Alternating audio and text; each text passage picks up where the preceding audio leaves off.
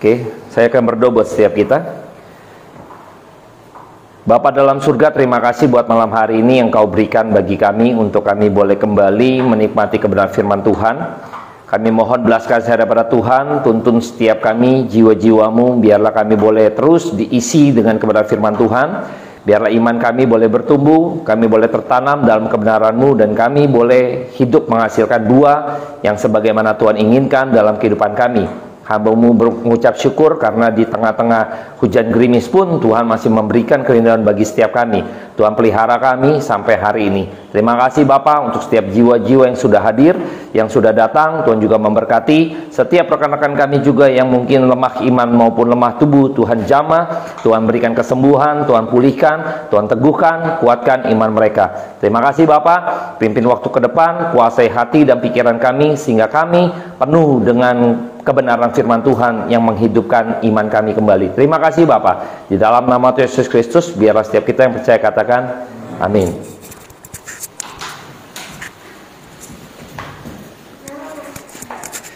Baik, kita akan coba pelajari. Ini saya ambil tema, pada waktu saya ambil tema ada yang japri saya gitu ya. Ini tema yang cukup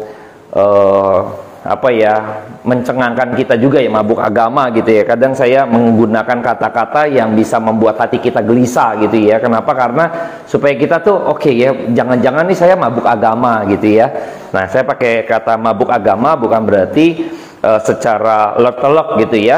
Nah, kita akan coba bicara bagian ini lewat kebenaran firman Tuhan yang terambil dalam Matius 15. Matius 15 ayatnya yang pertama sampai ayatnya yang ke-20 ya. Kita akan baca dulu secara menyeluruh bagian ini. Matius 15 ayat pertama sampai ayatnya yang ke-20. Oke, ini bagian yang menarik yang bisa kita pelajari malam hari ini. Saya ganjil Bapak Ibu genap Matius 15 ayat 1 sampai 20. Oke. Perintah Allah dan adat istiadat Yahudi. Kemudian datanglah beberapa orang Farisi dan ahli Taurat dari Yerusalem kepada Yesus dan berkata, "Mengapa murid-muridmu melanggar adat istiadat nenek moyang kita? Mereka tidak membasuh tangan sebelum makan." Tetapi jawab Yesus kepada mereka, "Mengapa kamu pun melanggar perintah Allah demi adat istiadat nenek moyangmu? Sebab Allah berfirman, hormatilah ayahmu dan ibumu, dan lagi siapa yang mengikuti ayahnya atau ibunya pasti dihukum mati.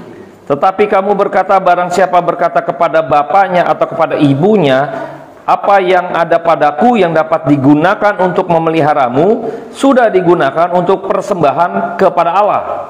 Orang itu tidak wajib lagi menghormati bapaknya atau ibunya.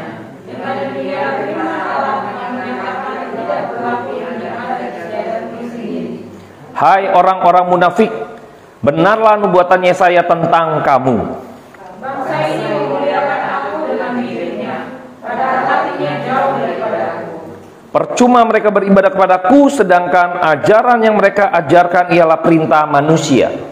Lalu Yesus mengambil hambanya dan berkata kepada mereka, dengar dan camkanlah, bukannya masuk ke dalam mulut yang menajiskan orang, melainkan yang keluar dari mulut itulah yang menajiskan orang. Maka datang murid-muridnya dan bertanya kepadanya, engkau tahu bahwa perkataanmu itu tidak bagus sandungan bagi orang-orang Farisi. Jawab Yesus, sebab tanaman yang tidak ditanam oleh Bapakku yang di surga akan dicabut dengan akar-akarnya. Biarkan mereka itu, mereka orang buta yang menuntut orang buta. Jika orang buta menuntut orang buta, pasti keduanya jatuh ke dalam lubang. Lalu Petrus berkata kepadanya, jelaskanlah perumpamaan itu kepada kami.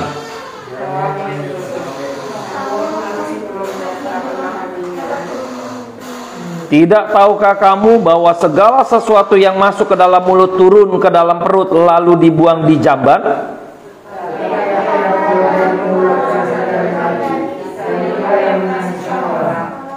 Karena dari hati timbul segala pikiran jahat, pembunuhan, perzinahan, percabulan, pencurian, sumpah palsu dan hujat.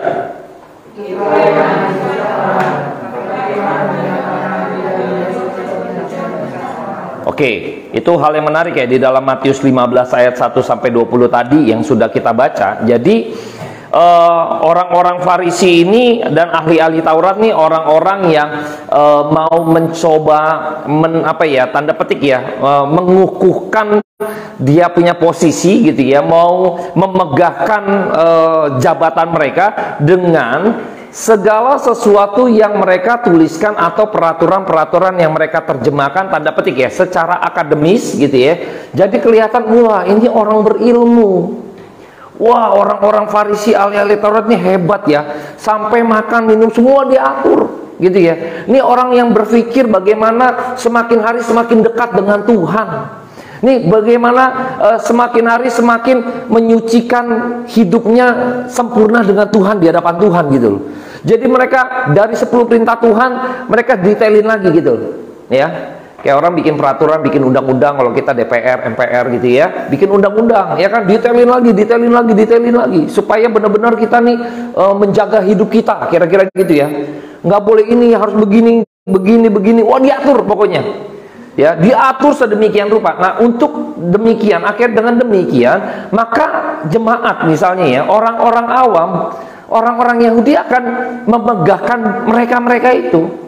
Mereka akan melihat, wah luar biasa mereka, ya, memikirkan sampai sedetail itu gitu ya. Jadi makin mereka dimegahkan, ya, mereka bermegah atas demikian. Dan ketika mereka yang memimpin dan sebagainya, lalu mereka pun berada di barisan depan, seolah-olah mereka juga melakukannya, gitu ya. Mereka melakukannya, dan di sini ada satu mereka ingin, ini kan rival ya antara orang Farisi dan ahli Taurat dengan Yesus Kristus. Ini udah rivalitas antara ya, kalau sepak bola nih Real Madrid sama Barcelona gitu ya. Kalau ketemu tuh udah pasti seru deh gitu ya, pasti pertandingannya rame gitu ya. Nah pada waktu itu dia lihat tuh murid-murid Tuhan Yesus makan nggak dicuci nih tangannya, ya kan? Mereka kayak table manner ya. Kalau kita mungkin sekarang table manner makan tuh ada etikanya kayak gitu ya. Jadi pas waktu ngelihat itu menjadi satu celah untuk mereka bisa menyinggung Kristus sebenarnya. Jadi pada waktu ditunjuk muridnya kan sebenarnya mau menunjuk Kristus. Itu murid lu ajarin apa ke murid lu? Kan gitu ya cerita kira-kira demikian ya. Jadi dia ingin menyindir Kristus.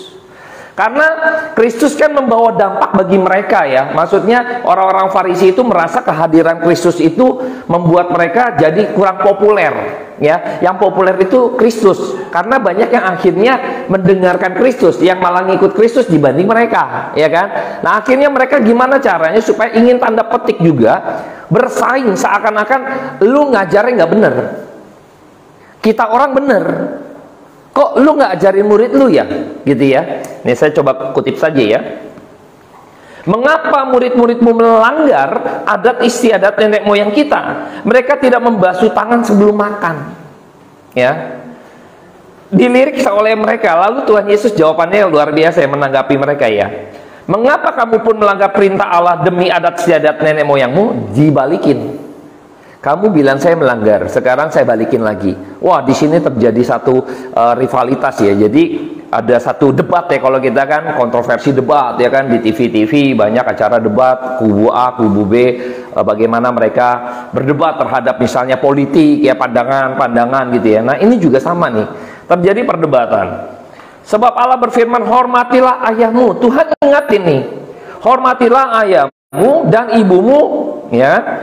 Dan lagi siapa yang mengutuki ayahnya atau ibunya pasti dihukum mati. Tuhan ingetin nih mengenai hukum yang kelima di dalam Taurat Musa, ya, Taurat Musa. Lanjut lagi ayat 5, tetapi kamu berkata barang siapa berkata kepada bapaknya atau kepada ibunya, apa yang ada padaku dan dapat digunakan untuk pemeliharaanmu, pemeliharaan orang tuanya, dapat digunakan untuk pemeliharaanmu, sudah digunakan untuk persembahan kepada Allah. Orang itu tidak wajib lagi menghormati bapaknya atau ibunya. Dengan demikian firman Allah kamu nyatakan tidak berlaku demi adat istiadatmu sendiri. Tuhan ingatkan, ada hukum hormatilah ayahmu dan ibumu. Tapi kamu detailin lagi, kalau saya sudah menjadi hamba Tuhan kira-kira ya, menjadi orang Farisi dan memberi diri untuk bekerja di bait Allah, harta saya semuanya saya sudah timpuk ke gereja, misalnya ke bait Allah, saya nggak punya tanggung jawab lagi untuk ngurusin papa mama saya. Mereka bikin hukum kayak gitu. Siapa yang bikin hukum itu? Iya kan? Kamu yang bilang loh. Dia nggak wajib lagi orang itu. Maka sebenarnya inilah kelicikan mereka ya. Mereka bawa harta mereka ke bait Allah, yang ngelola mereka juga gitu ya, curang ya. Mereka ingin melepas tanggung jawab dengan cara membuat peraturan atau hukum atau apapun tradisi yang mereka tetapkan. Ini yang benar. Jadi kalau Anda dan saya sudah mempersembahkan gitu ya kepada Allah, kita nggak punya kewajiban lagi. Kita lepas bebas, tidak ngurusin orang tua kita lagi, nggak apa-apa. Nggak apa-apa. Bayangkan ya, Tuhan bilang kayak gitu. Bayangkan. Padahal harus dihukum mati. Nah ini terjadi, mereka mencari pembenaran diri sebenarnya. Ya, mereka menafsir begitu rupa dari dari hukum 10 perintah Tuhan. Dia pegang Taurat, lalu dia coba breakdown lagi ke bawah, dia seset lagi. Mereka punya kepentingan tersendiri sebenarnya. Mereka punya, kayak kita ya, pemerintah bikin undang-undang kan kadang ada kepentingan politik tertentu kan. Betul Bapak Ibu ya. Dia bikin dong, begini aturannya sebenarnya. Ada kepentingan politik gitu loh. Jadi mereka berlindung dari sana gitu loh. Maka Tuhan bebet lagi, makanya nubuatannya saya tadi ya. Karena mereka apa? Berpegang pada ajaran manusia. Di bagian lain Alkitab mengatakan, nggak salah di Petrus ya, di kitab Petrus, nubuatan para nabi itu nggak bisa sembarangan ditafsir, nggak boleh. Alkitab nggak bisa sembarangan ditafsir. Nah demikian pun ahli-ahli Taurat, mereka sembarangan tafsir karena apa? Ada kepentingan apa ya, konflik of interest, bahasa kerennya gitu ya, Cile ya, konflik of interest. Ada kepentingan politik dalam diri kelompok mereka. Jadi akhirnya mereka membenarkan atau kreatif gitu ya, membuat aturan gitu loh, yang sebenarnya nggak sama sekali yang diajarkan gitu loh. Alkitab nggak ajarkan gitu sebenarnya. Kok bisa ya? You mau lepas tanggung jawab ngurusin orang tua dengan cara demikian, memberi diri kepada Allah, katanya persembahannya sudah diberikan kepada Allah, lalu saya udah nggak bertanggung jawab. Kok bisa ya begitu ya? Tuhan bilang enggak gitu. Ini orang yang mau cuci tangan, nggak mau bertanggung jawab ngurusin orang tuanya lagi. Jadi dia nggak punya kewajiban untuk ngurusin orang tuanya lagi. Kalau orang tuanya suatu kali minta tolong, mau misalnya bantuan, entah misalnya kurang uang segala macam, dia nggak punya kewajiban lagi. Dia nggak bisa dituntut gitu loh. Nggak bisa dituntut. Kalau saya nolak untuk membantu ya nggak apa-apa juga. Saya nggak bisa dituntut. Tapi kalau orang lain, jemaat melakukan itu gitu ya, dituntut. Kalau kamu kan harus dong bantu orang tua kamu lah semua. Wah, bisa menghakimi. Tapi dia lepas dari itu. Bayangkan ya. Mereka mencoba sebenarnya mendirikan kebenaran mereka sendiri, bukan kebenaran daripada Allah. Maka Tuhan comparekan begitu rupa. Bagaimana mungkin kau yang mendirikan lalu meniadakan atau melanggar hukum yang sebenarnya, yaitu apa? Hormatilah orang tuamu. Bagaimana mungkin engkau bikin sebuah aturan, engkau bikin sebuah katakanlah tradisi gitu ya, yang menunjukkan ketaatanmu, seakan-akan engkau beribadah, seakan-akan engkau benar-benar ingin lebih sempurna ibadahmu, engkau meniadakan hukum yang sesungguhnya Tuhan inginkan. Bayangkan terjadi hal-hal demikian. Nah saya coba kembali, saya ingat gitu ya, pada waktu yang mengenai cuci tangan ya, basuh tangan ya. Anak murid kamu makan gak cuci tangan ya. Saya jadi ingat Bapak Ibu, ingat pada waktu perkawinan Kana, mukjizat pertama kali Tuhan Yesus melakukan mukjizatnya, yaitu apa? Ada yang ingat gak? Mengubah air menjadi anggur. Pada waktu itu di perkawinan Kana dalam Yohanes 2, itu waduh, juru minumnya bingung, anggurnya habis. Ibu Yesus tahu gitu kan, minta tolong sama si Yesus gitu kan, nama anaknya Yesus ya. Waktuku belum tiba, ya kan? Nah, singkatnya pada waktu itu air yang dicedokkan, air itu sebenarnya air yang untuk membasuh tangan dan kaki. Air yang dipakai untuk membasuh tangan dan membasuh kaki. Tuhan ubah menjadi anggur. Kejadian ini Tuhan bukan masalah jasmania, engkau bersih, ya kan, makan jadi nggak najis, gitu loh. Tuhan sudah berikan darahnya buat kita, engkau sudah nggak najis, gitu loh. Hidupmu sudah Tuhan tebus dengan darahnya, Tuhan sudah cuci, gitu loh. Bukan bicara air ini, kenajisan bukan bicara air ini. Engkau harus basuh tangan, ya, maka engkau nggak najis, ya kan? Menjadi orang yang nggak najis. Tapi kalau engkau makan langsung aja, wah najis kamu, gitu loh. Nggak berkenan, kamu nggak boleh beribadah kepada Tuhan karena kamu lagi najis, misalnya gitu loh. Tidak. Ini bicara Tuhan sudah menebus dosa kamu. Nggak bicara begitu. Bukan bicara hal-hal jasmania, tanda-tanda kalau saya itu suci kudus gitu ya, maka saya sebelum pokoknya jaga hal-hal yang jasmania deh, Bapak Ibu ya. Nah, jasmania. Tapi bukan berarti akhirnya kita juga selonong boy juga ya. Kadang kita bablas ya, gereja zaman sekarang bablas. Mentang-mentang wah ke gereja mah nggak harus lihat pakaian segala macam, ya compang-camping, ya kan nggak gitu juga ya. Jangan disalahartikan gitu ya. Wah nggak apa-apa ke gereja compang-camping, kan juga kita kayak maksudnya seperti apa ya? Kita nggak prepare ya. Saya nggak bilang brand gitu ya, tapi lebih kepada yuk kita patut ketemu dengan Tuhan seperti apa. Saking bebasnya gitu ya, compang-camping ya, celana sobek-sobek gitu kan ke gereja. Wolos aja Tuhan kita asik. Bagi saya ini kelewatan ya. Saya pernah dibilang nih, dia bilang Tuhan kita asik katanya. Ini asik kayak gini gitu ya, compang-camping, jeansnya sobek-sobek gitu ya. Tuhan orang Kristen asik katanya. Bayangkan Bapak Ibu, setuju gak Bapak Ibu? Saya bilang, aduh ini bablas, PR buat kita. Bablas, saking asiknya, bayangkan emang harus begitu? Kan enggak kan? Ya terlepas dari fashion gitu loh. Ya silakan kalau fashion you ke mall, kemana, whatever lah, ya kan? Tapi kan waktu di gereja kan harusnya ada etika gitu loh. Makanya saya salut dengan beberapa agama-agama lain gitu ya. Kita tahu bagaimana ketika mereka khusyuk banget, Bapak Ibu. Benar, khusyuk banget. Sesekali Bapak Ibu boleh deh, bukan ke kelenteng atau apa, maksud saya googling aja gitu kan, atau YouTube cari deh. Bagaimana orang lain beribadah gitu ya, dengan penuh kehormatan mereka loh, di hadapan Allah mereka. Yang notabene ya, yang mungkin mereka bukan menyembah Allah yang sejati, tetapi sikap mereka kadang menghadapi ibadah gitu ya, ketika mereka sedang sembahyang gitu ya, bicaranya. Lihat bagaimana mereka berpakaian dengan kelayakan mereka. Wow, enggak branded. Misalnya biksu gitu kan, nah gimana? Coba kain doang dibungkuskan gitu dah, ada kayak lemper gitu kan. Jalan hormat. Waduh, saya lihat amazing lah. Kita kadang kekristenan ya sudah terlampau, bagi saya kebablasan. Makanya saya nggak bilang Tuhan kita asik, saya bilang ini satu statement yang keterlaluan ya. Tuhan yang mulia, yang agung terus langsung di dropin kayak gitu, kayak temen aja ya, Tuhan kita asik gitu kan. Maksudnya saya bukan nggak mau gaul, bukan, maksudnya jangan merendahkan Tuhan begitu. Apa ya?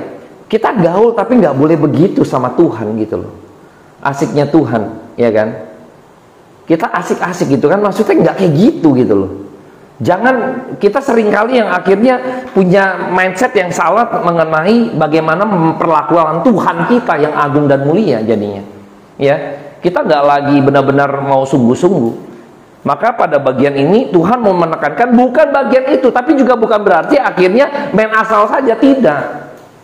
Ada bagian penting, itu engkau menjalankan hukum itu, engkau yang engkau tulis itu bukan bagian daripada esensinya. Bukan bicara gara-gara nggak cuci tangan makan najis, bukan itu. Maka di bagian lain tadi dikatakan yang masuk ke dalam mulut itu nggak najis, tapi apa yang keluar dari mulut Bapak Ibu itu yang najis. Tahu Bapak Ibu apa nih? Ini kayak teka-teki ya, kayak teka-teki ya. Bukan apa yang masuk ke dalam mulut itu najis, ya, yang masuk ke dalam, tapi yang keluar dari mulut itu yang najis. Apa itu Bapak Ibu? Makan babi, haram. Enggak, makan babi enggak najis. Ngomong babi lu keluar dari mulutmu itu najis. Makan anjing enggak najis. Anjing lu itu najis. Paham Bapak Ibu ya? Sederhana itu. Tuhan bilang bukan yang masuk dalam mulut, tapi yang keluar dari mulutmu. Ketika engkau memaki orang, ketika engkau menghakimi orang, engkau najis. Bayangkan Bapak Ibu, dia yang bilang loh, muridmu nggak makan, itu hukumnya najis tuh. Najis yang keluar dari mulutnya dia itu, yaitu apa? Menghakimi orang. Perkataannya itu mencoba untuk menjudgment. Kadang seringkali makanya Alkitab mengatakan apa yang keluar dari perkataanmu keluar dari hatimu. Berarti engkau hatimu jahat, engkau cari-cari kesalahan orang lain, engkau tembak-tembakin gitu kan. Padahal dia nggak salah sebenarnya. Nggak ada hubungannya dengan kenajisan. Waktu makan nggak cuci tangan. Tuhan tekankan beberapa poin yang akhirnya harus dibukakan. Muridnya juga takut gitu ya. Memang Kristus karena semangatnya mesti gitu Bapak Ibu. Jadi kadang saya melihat ya, kalau apalagi hamba Tuhan, pada waktu saya pembekalan, saya ingat betul, saya lupa namanya, tapi beliau sudah meninggal gitu ya, sudah meninggal. Jadi pada waktu itu diingatkan gini, hamba Tuhan itu jangan harus seperti singa hutan, jangan seperti singa sirkus yang diatur oleh pawangnya, dikasih makan, ikutin saya. Benar ya? Berdiri, woi singanya berdiri, ya kan? Bagus. Benar, kasih makan, gitu ya. Singa sirkus, tapi singa hutan.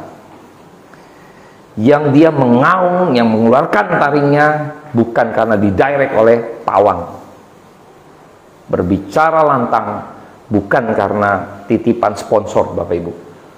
Bayangkan ya, saya ingat betul itu. Seringkali banyak hamba Tuhan takut Bapak Ibu. Ini dari teringat dengan waktu saya pembekalan. Seringkali hamba Tuhan takut karena begitu keras nanti nggak dipakai lagi, nggak diundang lagi nanti. Wah nyinggung jemaat, aduh kacau gitu kan.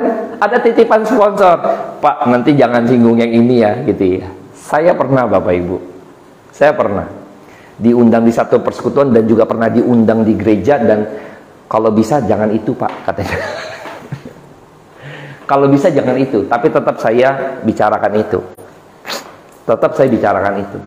Saya pernah Bapak Ibu, saya bicara ini gitu kan. Saya kasih tema ini, katanya, waduh Pak, jangan yang sadis, tanda petik gitu ya. Yang killer lah kira-kira ya. Yang menegur dosa kira-kira gitu ya. Wah jangan Pak gitu kan, kita yang slow down aja katanya.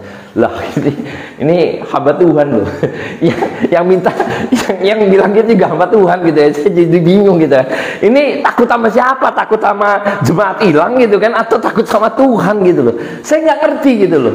Murid-muridnya juga bilang, aduh Tuhan, lu ngomong keras nih, batu sandungan nih jadinya. Takut ribut jadinya kan. Tuhan gak peduli. Tuhan gak peduli. Bukan berarti dia gak ada etika, bukan. Bukan ingin cari gara-gara, bukan. Sekali lagi, justru Tuhan Yesus sedang mau menyadarkan ahli Taurat dan juga orang Farisi untuk dia sadar apa yang engkau katakan, yang kau sampaikan, yang kau ajarkan justru engkau salah. Engkau menuding, mungkin saya salah ngajar atau tidak mengajar dengan benar, tapi justru engkau salah tafsir. Engkau salah mengerti kedalaman kebenaran firman Tuhan. Engkau salah mengerti bagaimana menafsir Taurat Musa yang kau pegang, yang kau gadang-gadang. Akhirnya di sini kita melihat bahwa Tuhan justru mau menyadarkan orang gitu ya, mau menyadarkan. Ini kan berhadapan dengan ahli Taurat sama orang Farisi, nggak main-main, orang akademisi, Bapak Ibu. Kalau Bapak Ibu perhatikan, di dalam Alkitab, waktu Tuhan Yesus berhadapan dengan orang-orang Farisi, ahli Taurat, orang-orang Saduki, keras bicaranya. Tapi kalau ketemu dengan penjina gitu ya, itu beda, ya kan? Pendosa, beda sekali Bapak Ibu. Kehangatan kasih sepertinya dirangkul gitu ya. Tapi bukan berarti nggak tegas, tidak. Buktinya pada waktu yang penjina perempuan itu kan Jangan berbuat dosa lagi. Itu salah satu perkataan yang cukup tegas Bapak Ibu. Jangan berbuat dosa lagi. Itu tegas loh. Ada gak yang nimpukin kamu batu ya? Nggak ada Tuhan, saya juga enggak. Jangan berbuat dosa lagi. Itu tegas, ketegasan. Ada ketegasan itu. Tetapi kalau ketemu dengan mereka, orang Farisi, ahli Taurat, orang Saduki, orang-orang akademisi, wah keras. Kenapa? Karena Tuhan ingin merobohkan kerangka berpikir mereka yang salah. Supaya mindsetnya diruntuhkan dulu, engkau bangun yang baru. Ini loh, gitu loh. Ada yang dimenangkan. Nikodemus. Ya. Nikodemus Bapak Ibu. Kalau kita dilihat di Alkitab nanti di Yohanes gitu ya, Nikodemus yang nanti juga dia tanda petik membela Kristus pada waktu di dalam Alkitab ya, kisah Alkitab. Nikodemus dimenangkan, bayangkan. Ada yang dimenangkan. Kalau nggak keras gitu kan, susah untuk menangkan orang-orang kayak gini Bapak Ibu. Bukan mau ngotot, enggak. Kadang emang harus demikian, kita menyuarakan kebenaran firman Tuhan. Makanya ada satu kontroversi. Mereka ini seperti yang menjaga perilaku mereka, attitude segala macam dijaga saat beribadah, mesti begini, harus begini, harus begini. Mereka atur sebagai bagian orang berdosa justru. Kalau kita ingat lagi bahwa Adam dan Hawa jatuh dalam dosa pada waktu dia makan buah pengetahuan yang baik dan jahat. Maka mengapa Tuhan melarang jangan makan buah pengetahuan yang baik dan jahat? Tuhan larang kan? Jangan makan itu. Mengapa dimakan sampai hari ini? Makanya buah pengetahuan yang baik dan jahat itu menunjukkan bahwa manusia ingin seperti Tuhan. Dia yang menentukan mana baik, mana jahat, mana boleh, mana nggak boleh, mana benar, mana salah. Mereka yang tentukan. Maka ini bagian daripada manusia berdosa sebenarnya. Mereka yang tentukan kok, aturan mesti begini gitu kan. Kalau nggak begini berarti salah, kalau begini berarti haram, kalau begini berarti kafir, kalau begini berarti najis. Semuanya mereka atur. Mereka yang tentukan, bayangkan. Bukan Tuhan yang tentukan. Siapa yang jadi Tuhan? Mereka jadi Tuhan. Bahaya. Dalam hidup seringkali kalau kita sama ya, menentukan bukan searah dengan firman Tuhan, kita pengen jadi Tuhan tuh. Kita yang nentuin mana salah, mana benar. Benar ya, seringkali ya. Kita nih jadi manusia seringkali pengen tuh. Manusia berdosa tuh gitu, karena sudah makan buah pengetahuan yang baik dan jahat. Ya, buah itu yang akhirnya kita nih dalam diri bisa tentukan. Mana yang baik menurut kita, mana yang jahat menurut kita.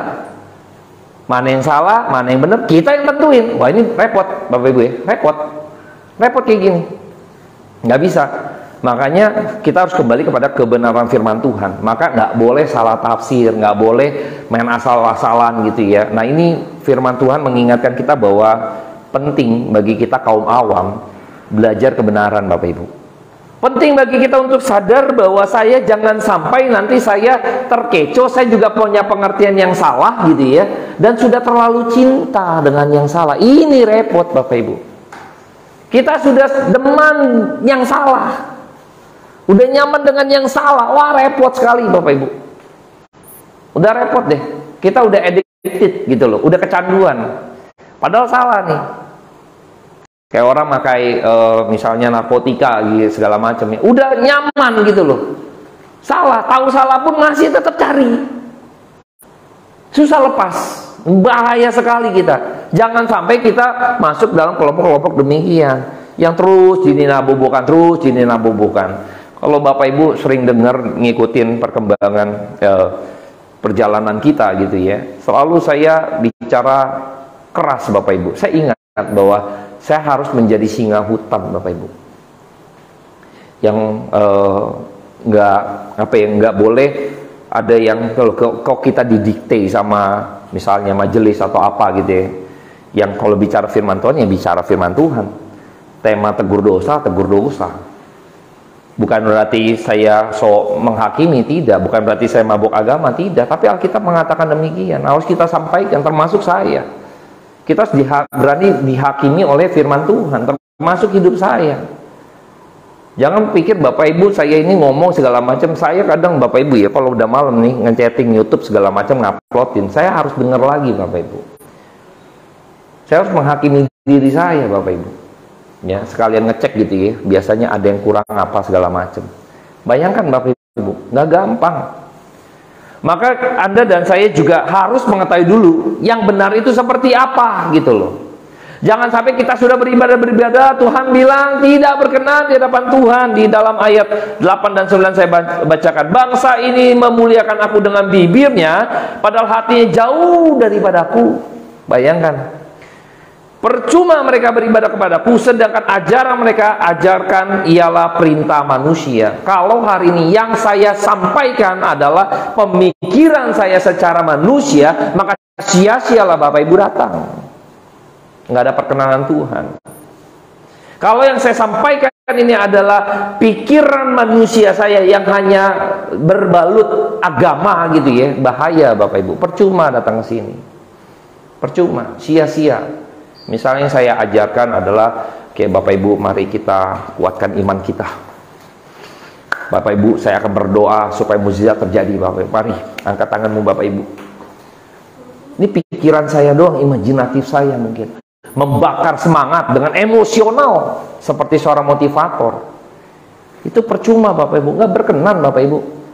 Pulang cuma dapetin, wah semangatnya tadi luar biasa, apa yang bicara, wah luar biasa, membakar semangat kita gitu kan, kayak salesman dibakar gitu ya. Ini Alkitab kok, nggak demikian. Menyimpang daripada ajaran Tuhan, nggak pernah bilang begitu. Ikut aku pikul salib, nggak ada bicara. Pulang dapat berkat gitu kan. Pulang dagang nanti katakan yes 3 kali gitu kan, kirim gitu ya. Ini masih ada aja gitu ya, kirim gitu kan berapa kali gitu kan, maka kau akan diberkati. Masih dapat gak? Masih dapat ya. Saya heran loh kalau masih ada yang forward, karena ada yang forward ke saya kan, diteruskan kan gitu. Loh, masih mau ya gitu loh. Masih orang mengimani itu, bayangkan. Heran saya.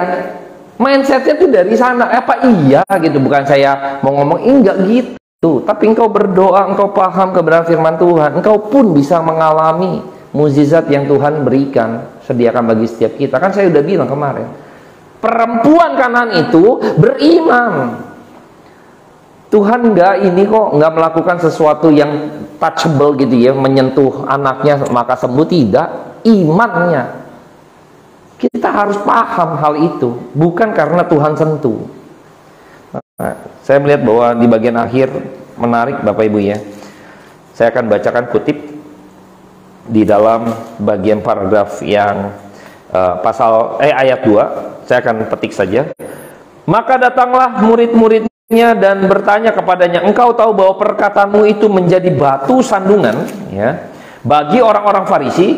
Ayat 13, jawab Yesus, setiap tanaman yang tidak ditanam oleh Bapakku yang di surga akan dicabut dengan akar-akarnya.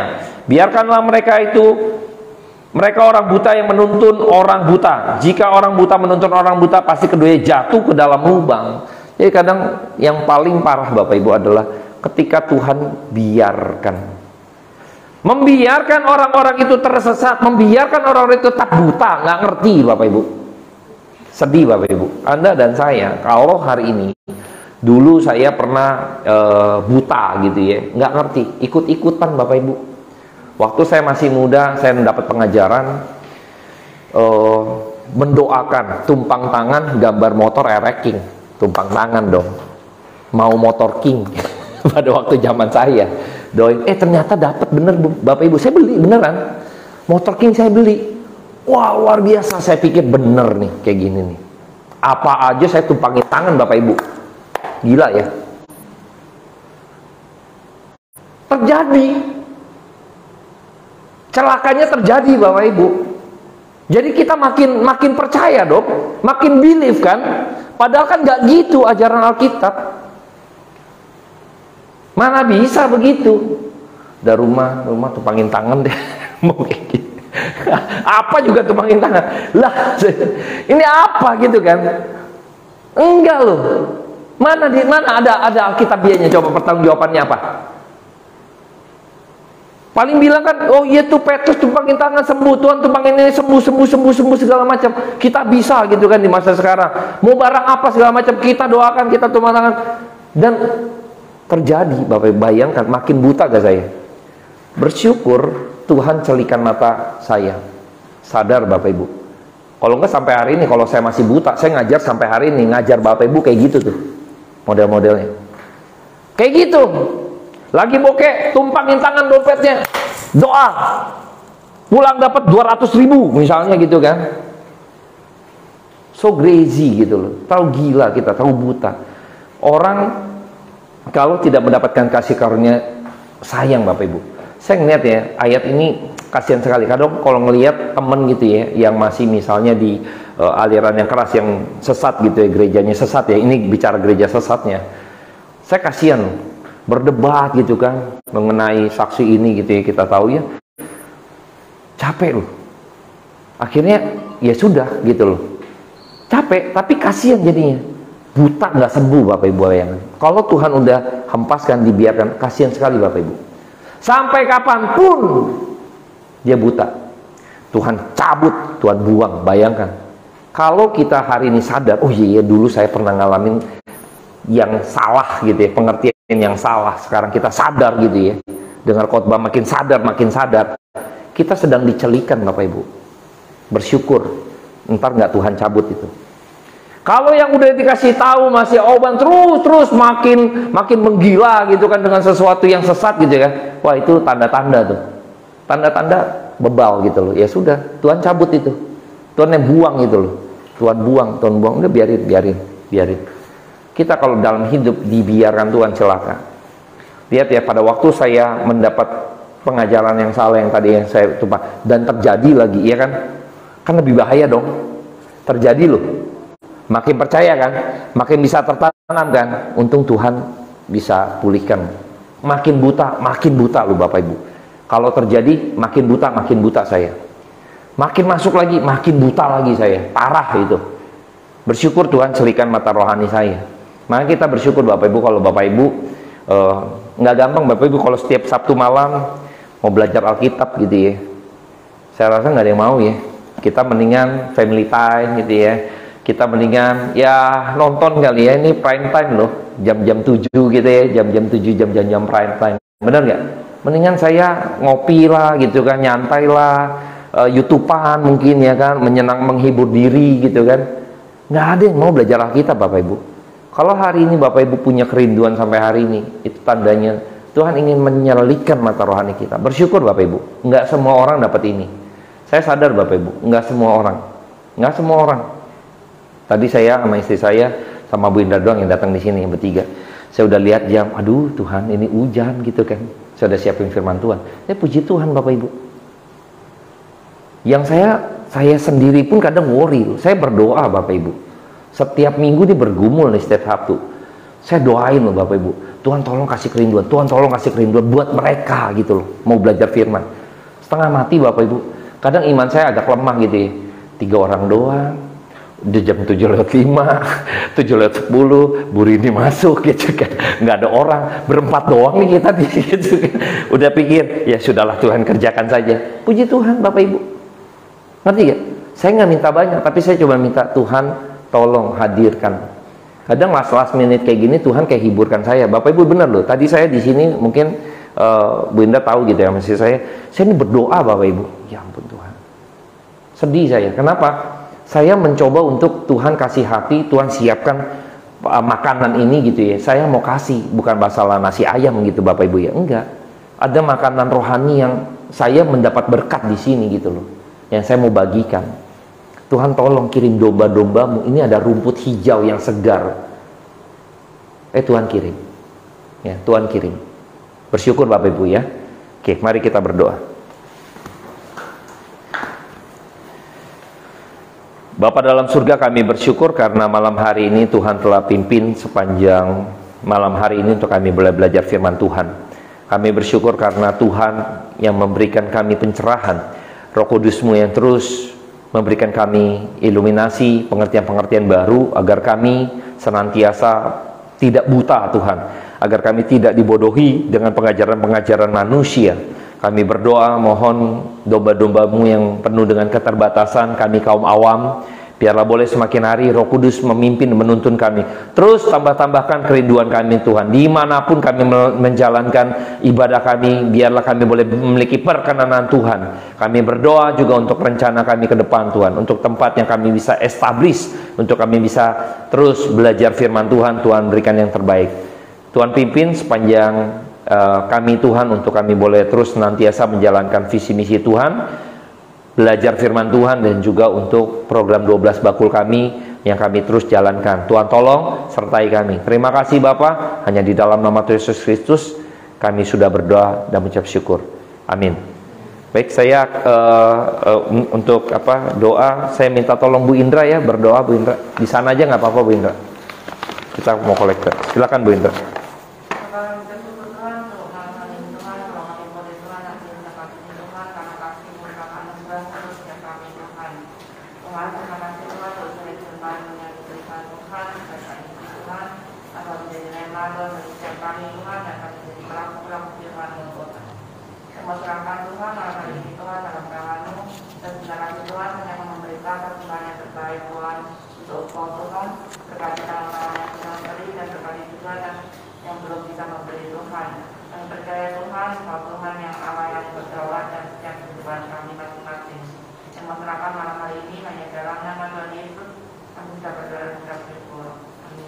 Amin. Oke.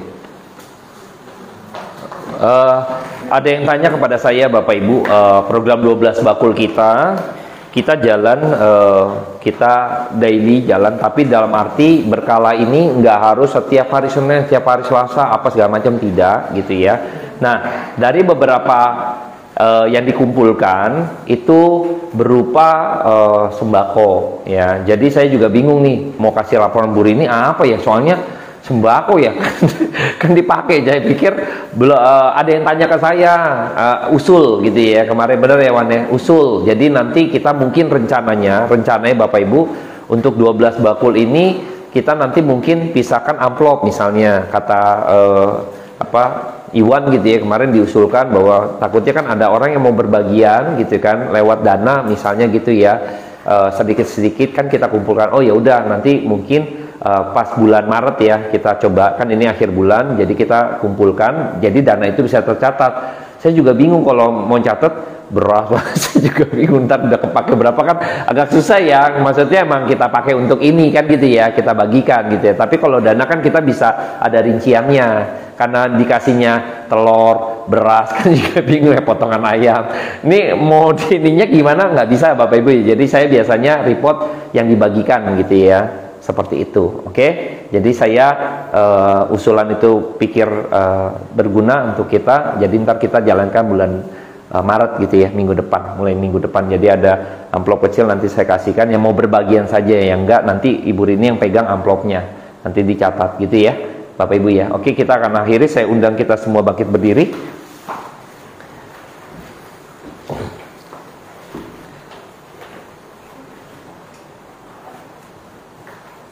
Bapa di dalam surga, kami bersyukur karena malam hari ini Tuhan sudah memberikan kami makanan rohani yang begitu penting bagi kami, yaitu kami boleh memiliki semangat untuk mengerti firman Tuhan, sehingga kami boleh hidup di dalam kebenaran-Mu, bukan mendirikan kebenaran kami sendiri, tapi kami berkaca bahwa kebenaran firman Tuhanlah yang boleh menegur kami, bukan kebenaran kami yang kami dirikan untuk membela kami. Tuhan tolong kami manusia yang berdosa, tanpa kasih karunia Tuhan, sungguh kami tidak bisa untuk memahami dan mengenal Kristus secara tuntas. Kami bersyukur untuk firman Tuhan yang boleh kami dengar setiap Sabtunya, kami boleh menikmati kebenaran firman Tuhan. Terima kasih Bapak. Sebentar juga ada makanan jasmani, Tuhan juga sucikan, kuduskan agar layak di hadapan Tuhan. Terima kasih ya Bapak, kami serahkan semua ke dalam tangan Tuhan. Mari kita siapkan hati kita untuk menerima berkat daripada Tuhan. Kiranya berkat damai sejahtera daripada Allah Bapa, sukacita daripada Yesus Kristus, dan penyertaan daripada Roh Kudus turun atas setiap kita mulai malam hari ini sampai kedatangan Kristus kedua kalinya. Bapa, terima kasih. Bapa, terima kasih. Bapa, terima kasih. Bapa, dalam surga, ku berterima kasih. Amin. Silakan duduk. Saya undang minggu depan kembali hadir.